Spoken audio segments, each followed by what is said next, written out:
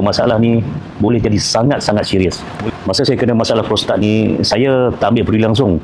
Saya tak sangka masalah ni boleh jadi sangat-sangat serius. Mula-mula cuma susah buang air kecil, bangun malam, badan penat. Saya ingat biasa je, lama-lama boleh baik. Tapi bila buat pemeriksaan doktor, dia tunjuk kos rawatan prostat ni boleh mencecah ribuan ringgit. Serius saya cakap, mana nak dapat duit yang banyak macam tu?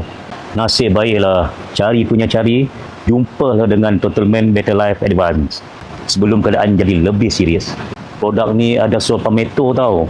Sulfameto ni bahan semula jadi yang orang guna khas untuk kesihatan prostat. Bukan saya yang cakap, tapi saintis yang cakap.